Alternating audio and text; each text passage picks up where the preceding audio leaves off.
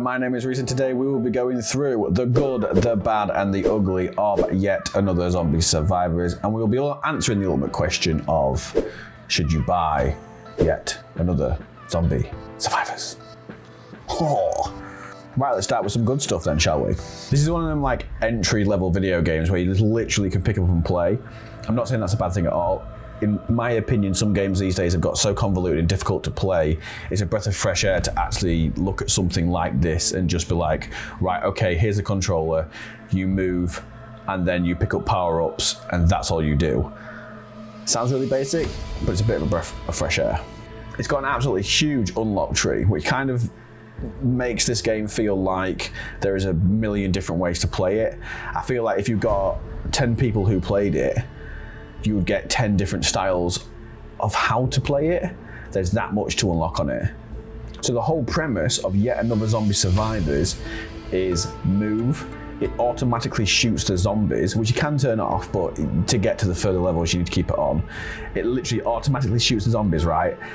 You kill the bosses, you level up characters, and then you move on to the next area, really. Each map's broke up into like 5 different game modes. So you've got like standard, which is like survive 20 minutes. You've got hardcore, stuff's pumped up, and then you've got to survive 10 minutes on hardcore. You've got a 5-minute one. You've got a 5-minute one hit only. They've got tons in this game. It's absolutely insane. So there might be only a few maps, but there's a lot to do within the maps. And because of all this, you've then got realistically a game that has over 30 hours of content. But I do admit, at the 30-hour point, you're probably going to be finished with it.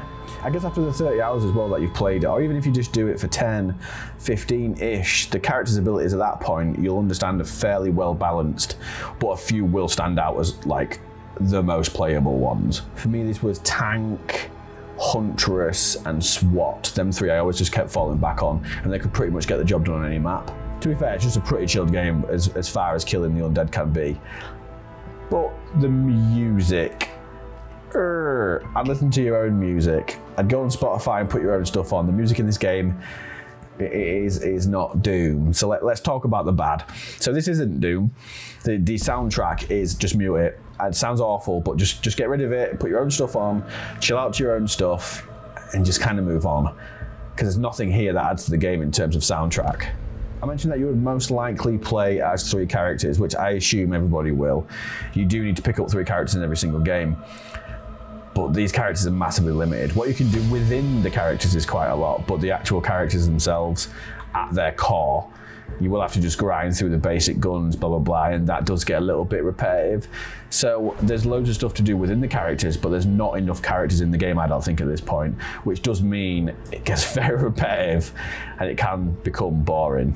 You're also forced to fail for the unlocks, which over time makes this game beatable. So what I mean by that is, when you start this game at 0 hours, it's physically impossible to finish the maps.